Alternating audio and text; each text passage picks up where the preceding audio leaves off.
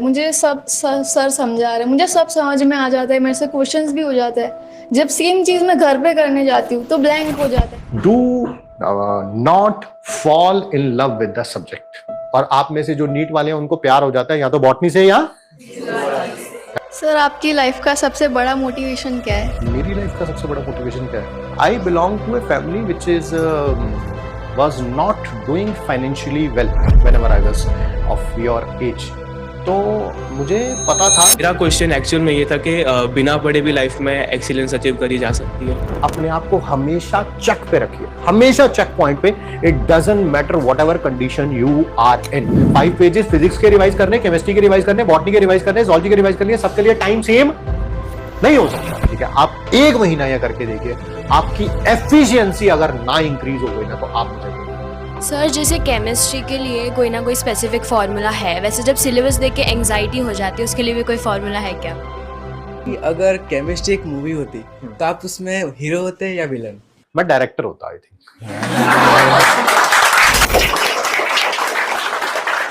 Please have a seat. तो यार जैसा कि आप सबको पता है कि आज का हमारा टॉपिक क्या है, that is NEET roadmap, है ना? यही लिखा है ना मेरे पीछे, हाँ, नीट रोड मैप फॉर 2026, है ना? तो ऑब्वियसली आप सब 11th पास आउट है ना? क्लासेस स्टार्ट हो गई हैं अपने हमारी, ठीक है? And 11th, let me guess, है ना? Let me take a wild guess which is I would say कि मेजॉरिटी ऑफ द स्टूडेंट्स जो है शायद उस पर एग्री करेंगे कि 11th ठीक ठीक ही गई है ना? am I right or wrong? है ना सर? आप इससे भी कुछ बुरा यूज कर सकते थे, ठीक है, but you have been very kind कि आपने बोल दिया कि सो गई है, इसमें आपकी भी इज्जत बच गई, हमारी भी बच गई, है ना? तो that is the story of maximum students. You are not different. आप कहें कि ओहो पता नहीं यार, ऐसे भी यहाँ पर बैठे हुए हैं जिनका 11 जो है वो उतना ही अच्छा गया जितना कि 10th गया था, which is not true. Let's be fair about it, ठीक है? 11th अच्छा भी गया होगा तो उतना अच्छा नहीं जा सकता जितना 10th गया था, ठीक है? एंड जो आफ्टर मैथ्स जो थे वो शॉक, है ना, जो 10th से 11th में आने पर जो शॉक लगा था वो शॉक भी मेरे ख्याल से खत्म हो चुका है ना? सबको एटलीस्ट अब समझ जरूर है कि कैसे करना है ना? क्या करना है that is a different word, but कैसे करना है वो तो डेफिनेटली पता चल चुका है। क्योंकि 10th के बाद क्या था कि यार जो सर ने पढ़ा दिया, ज्यादा से ज्यादा क्या होता था, अपनी कॉपी की रीडिंग लगा लेते थे, और आजकल तो चल ही रहा है यूट्यूब पर, है ना? मैं उसके बारे में ज्यादा बात नहीं करूंगा, ठीक है? काफी रिसर्च करी जाती है, ठीक है? एंड फिर उसके बाद 4 क्वेश्चन पेपर में से कोई ना कोई एक क्वेश्चन पेपर तो आ ही जाता है ना? ये 10th में था, है ना? ऐसा गई है 10th, ठीक है ना? बट 11th में ऐसा नहीं था, है ना? जो इनिशियली फील हो रहा था कि यार पता नहीं बड़ा आसान है, आसान है, आसान है, आसान है, वो कहीं ना कहीं बीच में 11th में जरूर लगा होगा कि नहीं यार चीजें शायद थोड़ी सी मुश्किल है ना? और कभी कभी ऐसा भी लगा होगा कि यार चीजें हाथ से जा रही है ना? ऐसा लग रहा है कि नहीं, जिस मोमेंटम से स्टार्ट किया था शायद वो मोमेंटम कहीं ना कहीं क्या होता हो रहा है, लूज हो रहा है। इट इज देखो, मैं तुम लोगों को पहली बार मिल रहा हूं, है ना? और आप सोच रहे होंगे आपको किसने बताया, है ना? You might be wondering, but that is true for each and everyone. इसमें कुछ ऐसा है ही नहीं। हाँ, कोई एक का जाना थोड़ा आगे पीछे बोल सकता है इसमें से, I agree with it completely, but maximum students की जो स्टोरी है वो इसी लाइन पर ही चलती है, ठीक है?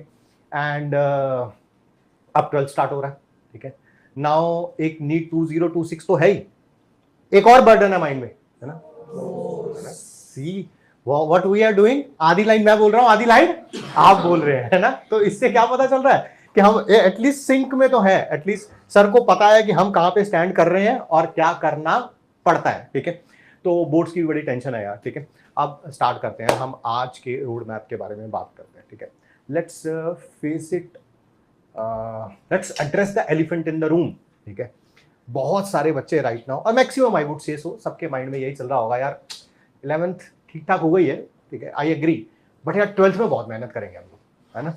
और 12th अच्छी भी कर लेंगे, ठीक है? एंड एडेड एडवांटेज क्या है, 12th is a bit easier as compare to 11th। And ऐसा भी हो सकता है कि एक होता है रिगरस रूटीन होती है ना हमारी, एंड उसमें क्या होता है कि फिर एक बार रूटीन में आ जाते हैं तो चीजें आसान लगने लगती हैं। लाइक अगर मैं रनिंग नहीं करता हूं, आज first time like 5 kilometre running करूंगा तो टफ लगेगी, बट अगर यही 10 days या 1 month या 6 months बीत जाएंगे तो उसके बाद ये टफ नहीं लगेगी, क्योंकि वो रूटीन में आ गया। तो same goes for your routine also, कि आप एक बार रूटीन में आ चुके हो तो एक तो सिलेबस भी थोड़ा सा 12th का क्या है, इजी, ठीक है, थोड़ा आप रूटीन में भी आ चुके हो, इस कारण और भी क्या लगेगा, इजी। बट मैंने बोला let's address the elephant in the room, that is class 11th, ठीक है। सबके माइंड में यही चल रहा है कि यार 11th ठीक ठाक गई है, but 11th has a equal role to play when it comes to NEET 2026, तो क्या करेंगे क्या करेंगे क्या करेंगे, ठीक है। तो फैक्ट तो यही है कि 11th आपकी मैटर करती है। I am not gonna put like sugar coated words, और फिर मैं उसके बाद मैं तो चले जाऊंगा यहाँ से, ठीक है, बाद में रहना तो आप नहीं है यहाँ पे, ठीक है। 11th definitely matters a lot, ठीक है। एंड आपके लिए मेन क्या होना चाहिए राइट नाउ, ठीक है। 12th की क्लासेस स्टार्ट हुई हैं, सब में फर्स्ट चैप्टर चल रहा होगा, ठीक है। इनिशियल चैप्टर्स भी इजी होते हैं, वी ऑल नो इट, ठीक है। और तो आपको 11th की रिवीजन का एक प्लान जरूर बनाना चाहिए। श्योर मीन श्योर, आप हर एक बच्चे के पास लाइक आपका 12th की क्लास होती है, आज मान लेते हैं 2 सब्जेक्ट्स की क्लास होती है, ठीक है, आप उनको जाके रिवाइज करते हैं, ठीक है। कुछ ना कुछ 11th का आज रिवाइज करना ही करना, ठीक है। स्पेशली जब आपका यहाँ पे ऑफ डे होता है, ठीक है, कितने डेज ऑफ होते हैं यहाँ पे आपके, 3 डेज ऑफ होते हैं। उस दिन तो 11th पे मतलब कि टूट पड़ना है बिल्कुल। You have to be on that edge कि यार आज सारे बच्चे क्या कर रहे होंगे, रिलैक्स, और आज मुझे क्या करना है, कंपनसेट करना है जो मेरे से गलतियां हो गई थी पिछले साल, ठीक है। अगर उन गलतियों को अब कंपनसेट नहीं किया जाएगा ना, then it's a game for NEET 2027, let me be frank, ठीक है। ऐसा नहीं होगा कि क्लास 12th का सिलेबस खत्म होगा जब भी नवंबर दिसंबर व्हाटएवर द डे इज, और उसके बाद हम 11th पे वापस चले जाएं, ठीक है, और उतना अच्छा कर पाए जितना अच्छा हमने सोचा था, ठीक है। कि हाँ आप जा सकते हैं वापस, दैट इज गुड, कि यार दिसंबर में सिलेबस खत्म होगा, उसके बाद 4 महीने बचते हैं, 12th तो वैसे फ्रेश होती है, तो 4 महीने में 11th तो रिवाइज हो ही सकती है, विच इज गुड, या that is true. 11th revise हो सकती है उस समय में, ऐसी बात नहीं है। बट अगर कोई 11th रिवाइज करना शुरू कर देगा अप्रैल से या मई से ही, दैट ही और she will always have an added advantage, है ना, एडवांटेज तो रहेगा उसको, ठीक है। सो आपको सबसे पहला क्या काम करना चाहिए कि 12th के साथ साथ आपको 11th का थोड़ा थोड़ा ही, ठीक है, रिवाइज जरूर करना चाहिए, फॉर श्योर करना चाहिए। हर एक के पास डेली प्लान जरूर होना चाहिए कि आज चाहे मैं फिजिक्स रिवाइज करूंगा, थोड़ा केमिस्ट्री रिवाइज करूंगा, थोड़ा बॉटनी, थोड़ा ज़ूलॉजी, चारों सब्जेक्ट एक दिन में रिवाइज नहीं कर सकते, दैट इज ओके। कॉम्बिनेशन रख लीजिए आप, लाइक ज़ूलॉजी एंड फिजिक्स या बॉटनी केमिस्ट्री, व्हाटएवर यू जो आप लोगों को सूट करे, एक टफ और एक इजी, ठीक है, ताकि आपको रहे कि यार मैंने 2 सब्जेक्ट तो रिवाइज करने कर रहे हैं। So this is the first pitfall जहां पे आप गलती करने के आपके चांसेस होंगे। सेकंड, आपको एक और बात पे ध्यान रखना चाहिए कि 11 जब आप रिवाइज करने जाएं, ठीक है, आपको पता होना चाहिए कौन सा ऐसा टॉपिक है जो क्लास 12th में मेरे काम आएगा। सबसे पहले हम क्या करेंगे, उसको रिवाइज करेंगे। Getting what I am trying to say, like organic chemistry है, organic chemistry like physical chemistry, physical chemistry में ऑलमोस्ट अगर मैं बात करूं 95% की चलो बात कर लेते हैं, आपको 11th का कुछ भी ना आता हो ना, तब भी आप क्लास 12th की फिजिकल केमिस्ट्री ऑलमोस्ट पढ़ सकते हो। हाँ, मोल कॉन्सेप्ट का पता होना चाहिए कि मोल्स कैसे निकालते हैं या मॉलिक्यूल से, हम that's which are like class 9th में भी हम लोग सीखते हैं, ठीक है। कुछ भी ना पता हो तब भी काम हो सकता है, बट ऑर्गेनिक में ऐसा नहीं है ना। ऑर्गेनिक में आपको पता है कि आपका जीओसी पे कमांड बहुत अच्छा होना चाहिए, ठीक है। तो अगर हम 11th रिवाइज करने जाएंगे तो सबसे पहले किसको रिवाइज करेंगे, जीओसी। अगर मेरी क्लास 12th की इनऑर्गेनिक केमिस्ट्री शुरू होने वाली है तो सबसे पहले मैं किसको रिवाइज कर लूंगा, periodicity as well as chemical bonding. इसी तरह से फिजिक्स में भी कोई टॉपिक होगा, बॉटनी में भी कोई टॉपिक होगा, ज़ूलॉजी में भी कोई टॉपिक होगा, तो वो आप अपने रिस्पेक्टिव टीचर से बात करके रख सकते हैं, ठीक है। तो हमारे 2 बातों पे अभी बात हुई। पहली बात क्या है कि क्लास 12th के साथ साथ क्या करना है, 11th रिवाइज। और कौन कौन सी सबसे पहले रिवाइज करनी है, जो 12th में आने वाले हैं, ठीक है। थर्ड, राइट नाउ प्रेशर होगा बोर्ड का, वो हमने बात भी करी है कि, ठीक है। तो एक ये जो प्रेशर है ना बोर्ड का, ये एडेड एडवांटेज है आपके लिए, ठीक है। क्यों, क्योंकि इसी के कारण, इसी प्रेशर के कारण, बाय व्हाटएवर से कि यार चाहे मम्मी ने बोला है, पापा ने बोला है, भाई ने बोला है, बहन ने बोला है, टीचर्स ने बोला है, पीयर प्रेशर है, whatever you want to name it, इसी के कारण आपकी 12th तो अच्छी हो जाएगी, है ना। फिर बात कहां पे रह गई, फिर वही बात, you are getting what I am trying to say. But एक और बात का मैं आपको रीअश्योरेंस देना चाहता हूं, ठीक है। जैसे कि आपको कहीं लग ना रहा हो, ठीक है, कि यार अगर 11 खराब हो गई तो अब गेम हाथ से निकल गई है, that is not true, absolutely not true. I been here like मुझे 2 साल हो गए अब अहमदाबाद में आए हुए, ठीक है, और पहली बार आ रहा हूं मैं यहाँ पे आपके साथ विद्यापीठ में, ठीक है, टाइम नहीं मिल पाता है ड्यू टू वन थिंग और द अदर, ठीक है, बट मैंने यहाँ पर ही, मैं आपको अहमदाबाद का ही अगर एग्जांपल दूं तो बहुत सारे ऐसे बच्चों से बात हुई, ठीक है, जो उनका 11th बहुत ज्यादा अच्छा नहीं था, but they have done fairly well when it comes to class 12th as well as NEET. So make sure करिए कि बोर्ड की इतनी ज्यादा टेंशन लेने की जरूरत नहीं है, ठीक है, वो किसी ना किसी तरह से मैनेज हो ही जाएगा। ज्यादातर आपको ध्यान देना है अपने 11th की रिवीजन पे एज वेल एज 11th के उन टॉपिक्स को सबसे पहले रिवाइज करना है जो क्लास 12th में आएंगे, ठीक है। Next and a very important part is test, ठीक है।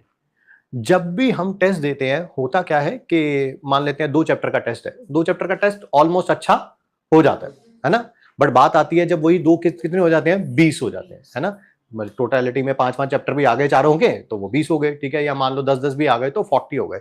अब उस समय कैसे परफॉर्म करना है, ठीक है, देखिए कोई भी ऐसा है ही नहीं कि आप फर्स्ट टाइम रिवाइज करें, आप फर्स्ट टाइम रिवाइज करें और आप में उतना कॉन्फिडेंस आ जाए जितना कि आपको आना चाहिए, ठीक है, ऐसा नहीं होता है। That is not how the games are run. Games are run when there are multiple revisions, ठीक है। और फिर वही बात मैंने अभी बोला कि अगर कोई एक बच्चा अप्रैल मई में स्टार्ट करना है अपनी 11th की रिवीजन को और एक बच्चा कब स्टार्ट कर रहा है, दिसंबर या जनवरी में नेक्स्ट ईयर, ठीक है, तो आप देख रहे हैं जो अप्रैल से रिवाइज कर रहा है वो ज्यादा नहीं, let's take it a minimum, bare minimum ना, बहुत कम कम लेके चलते हैं, मान लो तो 2-3 रिवीजन तो कर चुका होगा 6-7 महीने में, और जो जनवरी में स्टार्ट करेगा वो क्या करेगा, फर्स्ट रिवीजन करेगा। तो आपको चेंज गेम होती हुई वहां पे नजर आएगी। क्यों? क्योंकि जब हम 4th टाइम रिवीजन करेंगे, जब हम भी जनवरी में जाके रिवाइज करेंगे, ठीक है, तब क्या होगा, जो 4th टाइम का कॉन्फिडेंस होता है ना वो एक अलग ही प्रकार का होता है एज कंपेयर टू जो फर्स्ट टाइम रिवाइज करने के बाद आता है। उतना कॉन्फिडेंस नहीं आता फर्स्ट टाइम। आज अभी बोल दिया जाए कि 11th का टॉपिक रिवाइज करते हैं तो you will not get that amount of confidence which is required, ठीक है, but definitely when you are doing revision for the 4th time तो तब बात बहुत चेंज हो जाती है। It changes a lot, it changes the game also कि यार नहीं यार अब मेरे को लग रहा है कि चीजें जो पजल होता है ना, पजल पहले शुरू में समझ नहीं आता, समझ नहीं आता, फिर जब आधे से ज्यादा पजल बन जाता है तब समझ आने लगता है नहीं नहीं यार मैं कर रहा हूं, है ना, वो कॉन्फिडेंस आना स्टार्ट हो जाता है आपको दिसंबर जनवरी में। So test plays a very important role. अपने आप को हमेशा चेक पे रखिए, हमेशा चेक पॉइंट पे, it doesn't matter whatever condition you are in. Test बहुत अच्छे जा रहे हैं, वेरी गुड, ठीक है, टेस्ट अच्छे नहीं जा रहे हैं, even then there is not a room for panic. आपको पैनिक नहीं करना है, ठीक है, गलतियों से सीखना है, ठीक है, टेस्ट एनालिसिस जरूर करिए, मतलब very very important. There are certain set of mistakes, जैसे मैं आपको बताता हूं मैं क्या गलती करता था आप लोगों की एज में। मैं क्वेश्चन पढ़ रहा हूं जैसे which of the following is, तो मेरा माइंड ही कह देता था कि आगे करेक्ट ही पूछा होगा। आप समझ पा रहे हो मैं क्या कहना चाह रहा हूं अपने बारे में, क्या कि बस पढ़ा which of the following is, आगे पढ़ा ही नहीं, करेक्ट लिखा है इनकरेक्ट लिखा है, मेरे माइंड ने कह दिया कि क्या पूछा है, करेक्ट, एंड पहली ऑप्शन ही करेक्ट होगी और उसी को मैं ए लगा के BCD पढ़ूंगा भी नहीं और क्वेश्चन क्या हो जाएगा, गलत हो जाएगा, है ना। सो देयर आर, मुझे पता है अपने बारे में यार मेरी यही गलती है। इट्स नॉट कि मुझे वो क्वेश्चन आता नहीं था या मैंने पढ़ा नहीं था या मैंने पहले अटेम्प्ट नहीं किया था, मैंने सब कुछ किया हुआ था, ठीक है, बट द थिंग इज कि मेरा वो जल्दी जल्दी करने की आदत है तो उस कारण मेरे से वो गलती होती है। जैसे मुझसे कुछ गलती होती है आपसे भी कुछ ना कुछ गलतियां जरूर हो रही होंगी, ठीक है, और वो कौन एनालाइज कर सकता है, आप, है ना, वो कोई नहीं बता सकता। कोई भी टीचर आपके मार्क्स से ये नहीं बता सकता कि आप गलती क्या कर रहे हो। वो ये जनरल सेट ऑफ रूल्स बता सकता है कि आपको ये करना चाहिए, ये करना चाहिए, ये करना चाहिए, but where the problem lies, ठीक है, एग्जैक्ट प्रॉब्लम कहां पे है वो तभी पता चलेगी जब आप क्या करेंगे, टेस्ट एनालिसिस, है ना। किसी भी डॉक्टर के पास जाते हैं सबसे पहले वो क्या करता है, ब्लड एनालाइज करता है आपका, है ना, वो उसके बाद उसके पास भी 10-12-20 ऑप्शंस होते हैं, शायद ये प्रॉब्लम होगी, ये प्रॉब्लम होगी, ये प्रॉब्लम होगी, बट जब वो ब्लड एनालिसिस कर लेता है, टेस्ट की रिपोर्ट सामने आ जाती है, तब उसे पता चलता है अच्छा ये प्रॉब्लम है, अब इसका डायग्नोसिस इस प्रकार से या इस तरह से इसका ट्रीटमेंट किया जाएगा, ठीक है। Same is the case with you people. Test analysis will play a very big role. You have to be on your toes when you are doing your test analysis. अपने आप को बिल्कुल छोड़िए मत, ठीक है। खराब नंबर आए हैं तब भी टेस्ट एनालिसिस करना है, अच्छे नंबर आए हैं तब भी टेस्ट एनालिसिस करना है। अपनी मिस्टेक्स की एक कॉपी बनाइए, ठीक है, उस कॉपी में पता होना चाहिए आपको कि यार बार बार क्वेश्चन आता है और मैं इंडक्टिव इफेक्ट पे क्वेश्चन को गलत करके आता हूं, या ऐसा तो हो जाता है मैं इंडक्टिव इफेक्ट पे क्वेश्चन कर लेता हूं, मीजोमेरिक इफेक्ट पे क्वेश्चन कर लेता हूं, हाइपर कॉन्जुगेशन पे क्वेश्चन कर लेता हूं, बट जब तीनों के कॉम्बिनेशन से क्वेश्चन आता है ना, मैं उस पर गलती करके आ जाता हूं, क्योंकि मुझे पता ही नहीं चलता इंडक्टिव से आंसर देना था या रेजोनेंस से या हाइपर कॉन्जुगेशन से देना था। ठीक है, तो आपको ये बात पता जरूर होनी चाहिए। You should always be known about your strength as well as weakness. मैं कहां पे गलती कर रहा हूं, मैं फिर आपको कह रहा हूं, अगर आप मुझे अपना टेस्ट पकड़ाएंगे मैं बहुत अच्छी तरीके से एनालाइज नहीं कर पाऊंगा, बिकॉज मुझे बैकग्राउंड नहीं पता है आपका।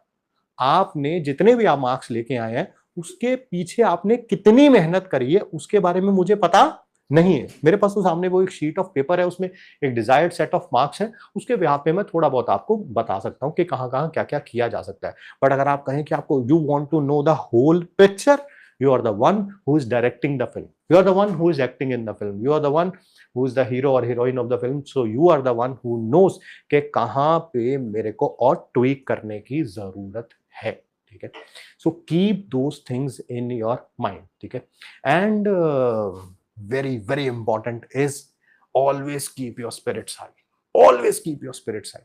There are gonna days gonna come which have like you have been in that situation in the class 11th। I wouldn't say कि आपने ऐसा फील नहीं किया होगा, आपने प्रॉपरली फील किया होगा क्लास 11th में, जैसा कि हमने शुरू में बोला भी कि यार चीजें हाथ से निकल रही है। ये 12th में भी फील होगा। ऐसा नहीं होगा कि 12th स्मूथ सेलिंग हो सकती है, प्रिपरेशन स्मूथ सेलिंग नहीं हो सकती। दोनों में फर्क है। लाइक कोई आज कोई बच्चा आप में से कोई प्रण उठा ले, यार मैं अपनी क्लास 12 बहुत अच्छे तरीके से करूंगा यार, बात की बाद में देखे जाएंगे, उसको 12th में बहुत अच्छा स्कोर करेगा, नीट में भी हो सकता है और अपने बोर्ड्स में तो बहुत अच्छा स्कोर करेगा ही करेगा। ठीक है, बट फिर वो ऑब्वियसली नीट में सिलेक्शन नहीं होगा, फिर वो नीट 2026 की जगह 2027 की बातें होनी शुरू हो जाएंगी। ठीक है, so there will be days which will be tough and tough things जो है वो ही आपको टफ बनाएंगी। मुझे लगता है कि अगर सब कुछ स्मूथ सेलिंग होता, ठीक है, तो शायद आपने ये फील्ड ली भी ना होती। You would have like opted for a some another field जिसमें कुछ चीजें आसान होती। You are ready for a marathon, yes it is the start of a marathon. Even after going to the first year of the MBBS, do not think the marathon has ended, it has just started. ठीक है, and it's a marathon, and marathon में कभी कभी ऐसा होता है, हम कभी कभी पीछे रह जाते हैं, कभी कभी कोई आगे भी निकल जाता है, and it's okay, it's okay. We can like always change the gear at any moment of the game. It does not about कि यार लास्ट में जाके चेंज करना है, कभी भी चेंज किया जा सकता है। ठीक है, सो मेक श्योर करिए कि ये एक मैराथन है, and there will be days when you will be left behind, there will be days when you will be way ahead, but you have to keep yourself grounded as well as motivated. ठीक है, ताकि आप लोगों के जो चीजें हैं वो बिल्कुल नॉर्मलाइज्ड रहे। ठीक है, कभी भी बहुत ज्यादा बाहर के फैक्टर से बहुत ज्यादा चीजें जो है आपको इंपैक्ट नहीं करनी चाहिए। ठीक है, जो हो रहा है, साथ वाले के नंबर ज्यादा आ रहे हैं, आने दीजिए, कम आ रहे हैं, आने दीजिए।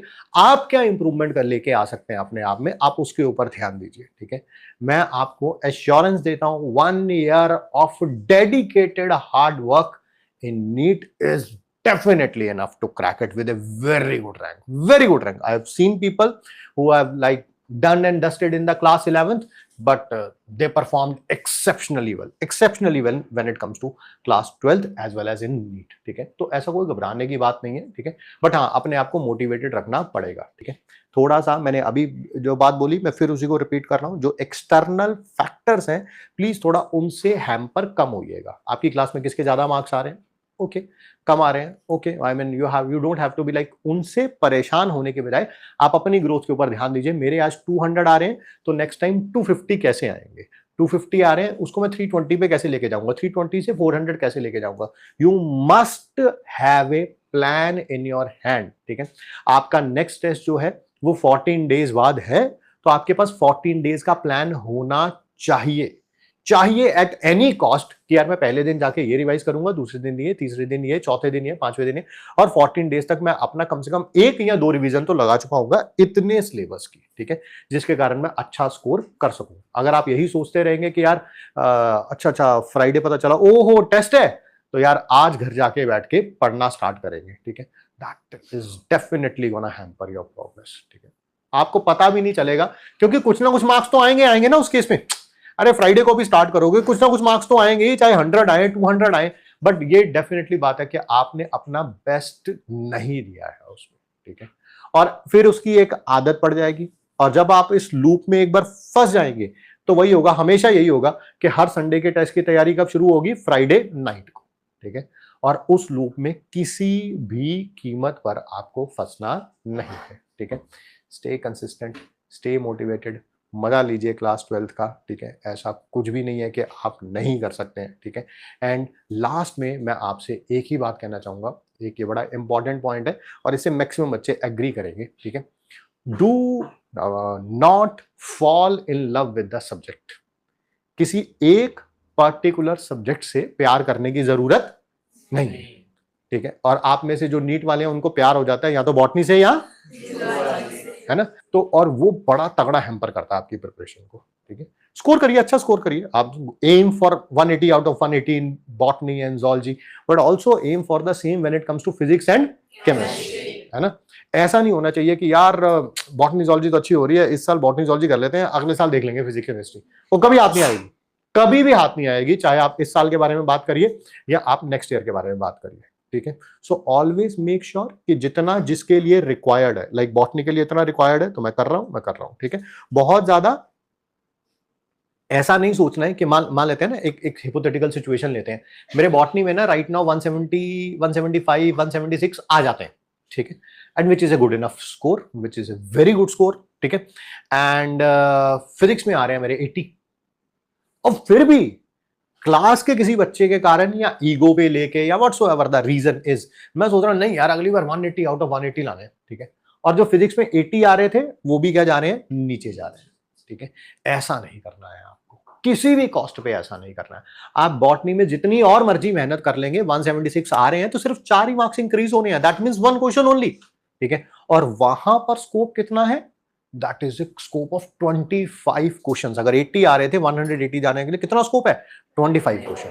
तो ऑब्वियसली वहां पर गेम भी ज्यादा बची है, आपको एफर्ट भी उधर ज्यादा लगाना चाहिए और रैंक भी इंप्रूव तब ही होगा, ठीक है। तो किसी भी एक पर्टिकुलर सब्जेक्ट से, चाहे वो फिजिक्स हो, केमिस्ट्री हो, बॉटनी हो, ज़ूलॉजी हो, do not fall in love with it. हाँ, उतना काम जरूर करिए कि जिससे आपका सिलेक्शन हो सके, जिससे आप अच्छा रैंक ला के आ सके, ठीक है। बट ये नहीं करना है कि नहीं यार बस यही, और फिर वही ईगो पे नहीं लेना है, आस पास में नहीं देखना है कि यार किसी के कितने आ रहे हैं, कोई कह रहा है मेरे 180 आउट ऑफ 180 आ रहे हैं, वेल एंड गुड, ठीक है। टोटलिटी में किसके ज्यादा आ रहे हैं वो मैटर करता है, ठीक है। और चारों सब्जेक्ट्स को इक्वल टाइम तो नहीं बट इक्वल मार्क्स जरूर लाने की कोशिश करिए, ठीक है। 2 पर्सन्स हु आर स्कोरिंग, मान लेते हैं हिपोथेटिकल नंबर के 400 नंबर आ रहे हैं उसके, 400 हालांकि अच्छे नंबर नहीं है but I am just example लेने के लिए मैं बात कर रहा हूं, और एक के 400 आ रहे हैं ऑन एन एवरेज, उसके फिजिक्स में भी 100 है, केमिस्ट्री में भी 100 है, बॉटनी में भी और ज़ूलॉजी में भी 100 है। और दूसरा ऐसा है उसके 180 आउट ऑफ 180 है, बॉटनी में 180 आउट ऑफ 180 है, ज़ूलॉजी में, और केमिस्ट्री में भी 20 है और फिजिक्स में भी 20 है। आप बताइए किसकी प्रिपरेशन ज्यादा अच्छी चल रही है, पहले वाले की, है ना। तो वो आपको बात पता है और आपको ये बात पता रहनी चाहिए अगले साल तक, ठीक है, कि यार नहीं उसकी प्रिपरेशन ज्यादा अच्छे तरीके से चल रही है, उसको ओवरऑल आइडिया है कि क्या करना है, कैसे करना है। हाँ, इंप्रूवमेंट इज रिक्वायर्ड, वो तो दोनों में ही रिक्वायर्ड है, ठीक है। और ऐसा नहीं होगा कि जब ये 2 सब्जेक्ट स्ट्रांग हो जाएंगे आप बाकी दोनों के ऊपर काम करना शुरू कर देंगे, ठीक है। क्यों? क्योंकि जब आप बाकी दोनों के ऊपर काम कर रहे होंगे ये वीक होना शुरू हो जाएंगे अपने आप ही, आपको पता भी नहीं चलेगा और ये अपने आप ही वीक होना शुरू हो जाएंगे, ठीक है। तो इसी कारण किसी सब्जेक्ट से प्यार नहीं करना है, पता होना चाहिए एंट्रेंस एग्जाम है, एंट्रेंस एग्जाम में क्या करना होता है, आपको सभी में इक्वल इंपॉर्टेंस देना है, ठीक है, एंड उसी में एक्सेल करना है, ठीक है।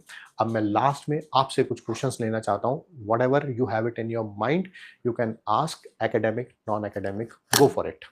सर आपकी लाइफ का सबसे बड़ा मोटिवेशन क्या है? मेरी लाइफ का सबसे बड़ा मोटिवेशन क्या है, मैं रास्ते में आते हुए याद कर रहा था, ठीक है, एंड समहाउ तुमने वही पॉइंट पे ना बात कर लिया। आप स्टूडेंट लाइफ में होते हैं तो हर एक की प्रायोरिटीज डिफरेंट होती है, आपकी डिफरेंट है, मेरी डिफरेंट है, and we should respect each and everyone's perspective also, ठीक है। I belong to a family which is was not doing financially well, ठीक है, almost throughout my life whenever I was of your age. तो मुझे पता था कि मेरे पास पढ़ने के अलावा कोई ऑप्शन है नहीं। आपको पता होता है ना, मतलब कि हियर और देयर, मान लीजिए आप कहीं मिडवे नहीं था, ठीक है, कोई मिडवे नहीं था, या तो आप पढ़ के कुछ बन सकते हैं, ठीक है, और अगर आप नहीं पढ़ेंगे तो आपको कुछ ऐसा करना पड़ेगा जो आप नहीं करना चाहते हैं, ठीक है। एंड जैसे कि तुमने पूछ लिया तो मैं बता भी देता हूँ, मेरी लाइफ का जो टर्निंग पॉइंट आई वुड से सो, ठीक है, वो ये था कि क्लास 12 पास हुई थी, ठीक है, अच्छा स्कोर किया था मैंने।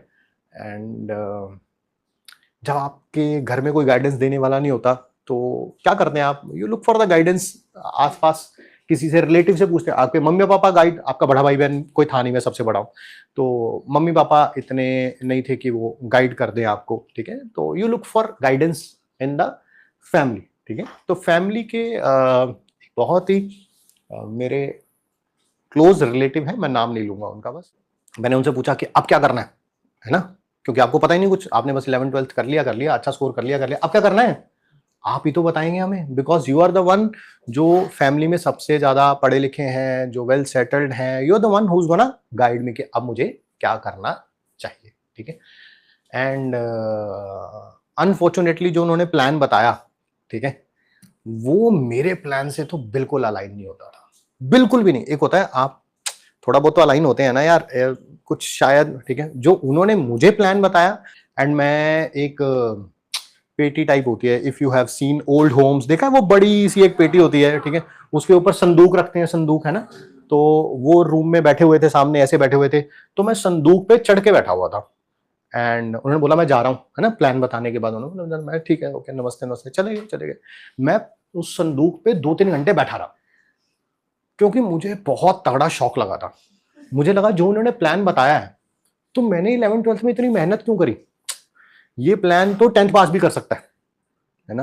पहली बात तो मैंने 11th-12th क्यों करी है, और फिर मैंने 11th-12th में इतनी मेहनत क्यों करी है, ठीक है। तो I think that was my motivation कि यार ये स्टोरी ऐसे एंड नहीं होगी, ठीक है। मुझे नहीं पता कैसे एंड होगी, वो उस समय ऐसा नहीं पता था, कुछ भी नहीं पता था, सच्ची बात बताऊं, बट मुझे इतना पता था कि ये स्टोरी ऐसे एंड नहीं होगी। जो भी प्लान मेरे लिए बताया गया है, मुझे थाली पे परोस के दिया गया है, ठीक है, ये ऐसे तो एंड नहीं होगा। It will change, how it will change, क्या उसके लिए और मेहनत करनी पड़ेगी, कितना मेहनत करना पड़ेगा, वो तो फिर समय बताएगा, जैसे जैसे समय आएगा वो बताएगा। बट मुझे इतना पता था ये वाला प्लान तो मैं फॉलो नहीं करूंगा for sure.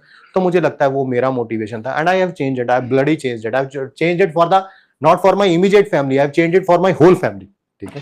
So I have done it, ठीक है। हाँ बताइए बेटा। सर पेपर में कोई हार्ड या ट्रिकी क्वेश्चन देखने के बाद माइंड पूरा ब्लैंक हो जाता है, फिर उसको कैसे ओवरकम करें कि माइंड ब्लैंक ना। Very good, very good. अगर कोई हार्ड क्वेश्चन आ जाता है ना तो माइंड ब्लैंक हो जाता है ना, फिर क्या करें उस समय, ठीक है। एंड अनफॉर्चुनेटली कभी कभी क्या होता है कि मान लेते हैं 45 क्वेश्चन में से 4 क्वेश्चन हार्ड, ठीक है, which is not a big deal, ठीक है, मॉडरेट है या टफ है व्हाटसोएवर, अब वो वोकैबुलरी हमारी चेंज हो सकती है depending upon the person. And unfortunately वो 4 क्वेश्चन ही पहले 4 क्वेश्चन है, आप समझे, क्वेश्चन नंबर 1, 2, 3 एंड 4। आपसे पहला क्वेश्चन नहीं होता है तो आप अपने आप को सेल्फ मोटिवेशन टॉक देते हैं, है ना, नहीं कोई बात नहीं यार, ये तो हो सकता है, ठीक है। दूसरे में वो सेल्फ मोटिवेशन टॉक आपकी थोड़ी सी कम हो जाती है, ठीक है। तीसरे में आप उदास हो जाते हैं, और चौथे में रोना आने लगता है आपको, ठीक है ना, है ना। एक काश ऐसा होता कि मैं पैदा ना होता, है ना, that is the line which comes to our mind when it comes to 4th question, है ना, एंड दैट इज ट्रू यार, है ना। किसी के लिए भी बीइंग इन दैट सिचुएशन, ठीक है, इट इज नॉट इजी, ठीक है। मुझे लगता है कि उस समय जो पहले क्वेश्चन के बाद करना वही सबसे बढ़िया है, वो है सेल्फ टॉक। इफ क्वेश्चन अगर आप, अच्छा एक और इसी क्वेश्चन से मैं रिलेट करके आपको एक और बात बताना चाहता हूं, आप बिलीव करो या ना करो, ठीक है, आप किसी को बताओ या ना बताओ, ठीक है, deep down inside your heart आपको पता होता है कि आपकी प्रिपरेशन कैसी है, पता होता है ना सबको। एंड थोड़ा इफ एंड बट हो सकता है, मैं एग्री करता हूं उस पॉइंट से, बट सबको पता जरूर होता है कि यार नहीं मेरी प्रिपरेशन कैसी है। तो मुझे लगता है कि जब आपने डिसाइड कर रखा है कि आपकी प्रिपरेशन कैसी है, ठीक है, तब आपको घबराने की कोई जरूरत नहीं, ठीक है। यार हजारों क्वेश्चंस किए यार, क्लास में किए, मॉड्यूल से किए, टेस्ट से किए, टेस्ट एनालिसिस किया, तो ये जो 2-3 क्वेश्चन है जो अभी नहीं हो रहे मेरे से, मैंने ये नहीं कहा कि आप छोड़ के आओगे उनको, that is a different thing all together, different thing all together, ठीक है। आपसे अभी नहीं हो रहे, आप उसको होल्ड करके रखें, आप आगे करें, आप उन क्वेश्चंस पे वापस आए, वो डेफिनेटली आपसे होंगे। Same thing happened with me when it comes to class 12th। आजकल 12th बोर्ड का पेपर बड़ा आसान आता है, हमारे टाइम पे थोड़ा टफ आता था। आप ओल्डर जनरेशंस के पेपर देखेंगे, हमारे पेपर में, मेरे पेपर में क्वेश्चन आने के बाद, क्या बोला मैंने, मेरे सीबीएसई बोर्ड में पेपर में क्वेश्चन आने के बाद मैंने वो क्वेश्चन कई सालों बाद जेई मेंस में देखा है, नीट में देखा है। So you can imagine the level of the paper. ऐसा नहीं बोला अगले साल ही आ गया, 10वें साल बाद मैंने देखा अरे यार ये तो नीट में भी क्वेश्चन आया, अरे यार ये तो जेई मेन में भी क्वेश्चन आया, बट वो फर्स्ट टाइम वो क्वेश्चन वो हमारे बोर्ड में आया था, ठीक है। इलेक्ट्रोकेमिस्ट्री का क्वेश्चन है, जब मैं कराता हूं तो मैं बच्चों से को बताता भी हूं, और क्वेश्चन बड़ा अच्छा क्वेश्चन है, मतलब कि पहली बार में आप गलती कर सकते हो। तो मेरे साथ क्या हुआ था, क्लास 12th में बोर्ड का पेपर देने गया केमिस्ट्री का, एंड मेरे टीचर्स ने मेरे को बोला था कि तेरा पेपर बहुत अच्छा होगा। जब आपके टीचर बोल देता है ना कोई यार, तो आपको पता नहीं कॉन्फिडेंस कहां से आ जाता है। ऐसा भी हो सकता है उन्होंने झूठ बोला, है ना, may be that is the case, but मेरे को पता क्या था कि मेरे टीचर ने सच बोला। उसका रीजन क्या है, मेरा लास्ट ईयर का परफॉर्मेंस। अरे पूरा साल देखा ना उसने मेरे को, I have performed well in the exams, जो कि क्लास में हुए, ट्यूशन में हुए, उन सब में अच्छा किया आपने, तो फिर आपको थोड़ा सा एक सेल्फ कॉन्फिडेंस भी और एक टीचर द्वारा बैक्ड कॉन्फिडेंस भी होता है। और उन्होंने हमारे बैच में बोल दिया था कहीं पे, इसका पेपर बड़ा अच्छा होगा रिवीजन के टाइम, ठीक है, तो वो आपको लगता है कि हो जाएगा, ठीक है। But destiny has different plans, ठीक है। आप मैं स्टोरी मैंने कई बार ऑनलाइन भी बताई है क्लास के अंदर। ऐसे ना बेंच लगे होते हैं, तो मैं एक्सट्रीम लेफ्ट पे बैठा हुआ था वहां पे, एंड इधर एक्सट्रीम राइट पे मेरा एक दोस्त बैठा हुआ था, उसका नाम था गोविंद, ठीक है। एंड गोविंद को पता था कि मेरी केमिस्ट्री अच्छी है, इसका एग्जाम अच्छा होगा। क्वेश्चन पेपर वहां से बंटना शुरू हुआ, मेरी थोड़ी जो रीडिंग स्पीड है वो अच्छी है, मैं बहुत जल्दी जल्दी पढ़ लेता हूँ किसी भी चीज को, ठीक है। तो मैंने पहले 1-1 मार्क के क्वेश्चन होते हैं पहले पेज पे, ठीक है। तो मैंने पहला क्वेश्चन देखा, मेरे को नहीं आता था। मैंने दूसरा क्वेश्चन देखा, मेरे को नहीं आता था। मैंने तीसरा क्वेश्चन देखा, मेरे को नहीं आता था। मैंने चौथा क्वेश्चन देखा, मेरे को नहीं आता था। एंड अभी तक ज्यादा पेपर बटे भी नहीं है, शायद टीचर यहाँ कहीं पे होगा। अब मेरा दिमाग बहुत खराब हो गया, एंड पता नहीं, I don't know what clicked, what happened. मैंने गोविंद की तरफ देखा, ठीक है।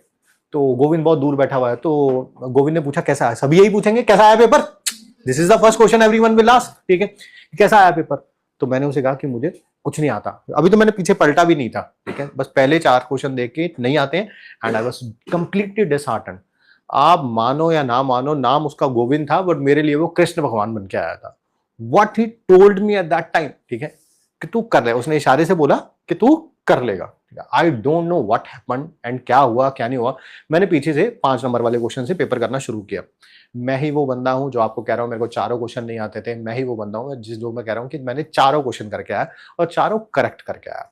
तो कभी कभी ऐसा होता भी है कि एग्जाम के स्टार्टिंग में आपका जोन ही कुछ और होता है, अरे in different zone all together, है ना। पता अब उस समय क्या हुआ होगा, was it an anxiety or panic attack? I don't know the word, मेरे पास वो टर्मिनोलॉजी नहीं है कि वो क्या है क्या नहीं, क्योंकि मैं ही तो कह रहा हूं कि मेरे को नहीं आते थे वो चारों क्वेश्चन, और मैं ही कह रहा हूं कि मैं वो चारों क्वेश्चन करके आया था। वो सारे सिंपल 1-1 नंबर वाले क्वेश्चन वैसे ही आसान होते हैं यार, सारे के सारे, ठीक है।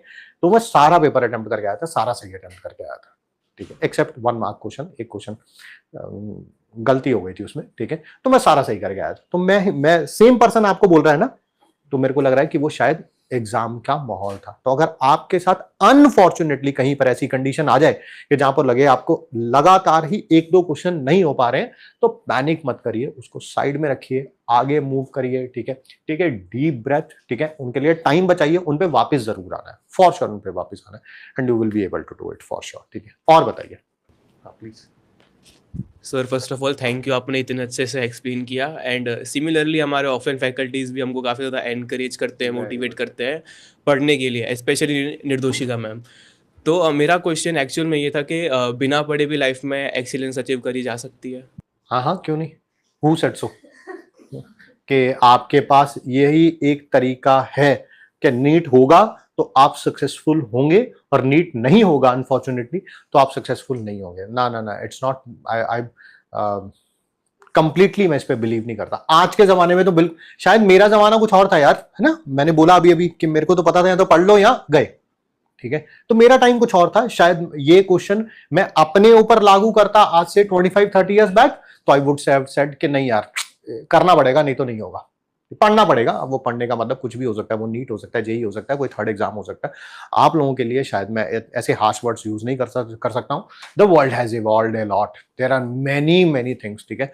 हो सकता है यार तुम में से कोई ऐसा पर्सन बैठा हो, may be 10 years, 15 years, 20 years down the line, who will be business tycoon, who knows, ठीक है, और उसको मैं नीट के ही एक दायरे में बंद करके रख दूं, आई वुडंट, ठीक है। But if it is your dream, ठीक है, then definitely you have to go like all guns blazing। क्यों? क्योंकि अगर एक चीज को छोड़ेंगे ना, जो देखो सबने लिया होगा तो कुछ ना कुछ सोच के लिया होगा, ठीक है। एक का एटीट्यूड ये है कि हो जाएगा तो ठीक है, नहीं होगा तब भी ठीक है, ठीक है, then I am agree with you, ठीक है। समवन हु हैज लाइक इस सपने को बचपन से उसने ना उसका बीज बोया है, उसको बड़ा किया है, अब उसको फल आने का समय हुआ है, और वो समय अगर उसे छोड़ देगा, मैं बहुत डिसहार्टन होगा। क्यों? क्योंकि वो एक आदत है, क्विट करना एक आदत होती है आपकी, ठीक है।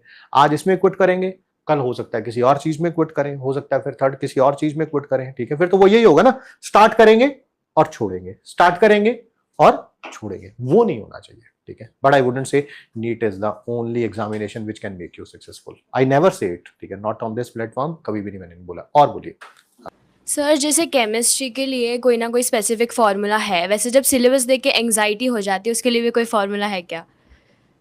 जैसे केमिस्ट्री के लिए कोई फॉर्मूला है, वैसे सिलेबस मतलब केमिस्ट्री में हर कोई कॉन्सेप्ट के लिए फार्मूला होता है, वैसे जब सिलेबस देख के एंग्जाइटी हो जाती है उसके लिए भी कोई फार्मूला है? हाँ, तो ब्रेक इट डाउन ना, डोंट थिंक अबाउट के अगले साल नीट में क्या होने वाला है, मैं आज क्या करने वाला हूं उसके बारे में सोचिए ना।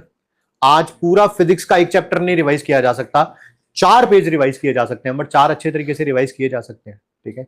तो वही एंजाइटी को हैंडल करने का तरीका है ऐसा, क्योंकि सिलेबस देखेंगे तो इट इज सो वास्ट, और ऐसा लगता है हम कितना पीछे रह गए हैं ना, है ना।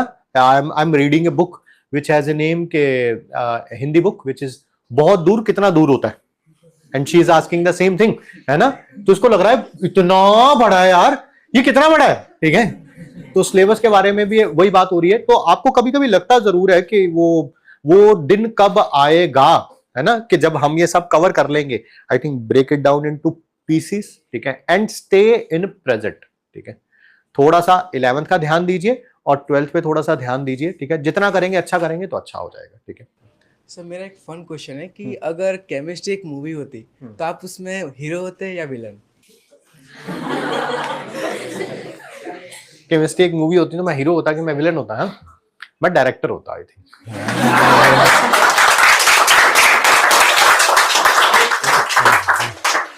तो I would have made everyone ना डांस टू इट्स ट्यून्स, ठीक है।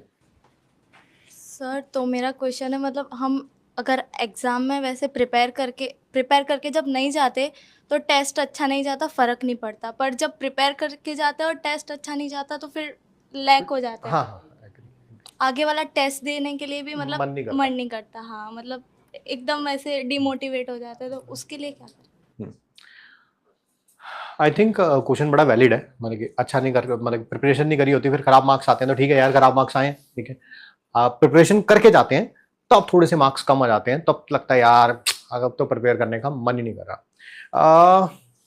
इसका रीजन ना समहाउ 11th से रिलेटेड है।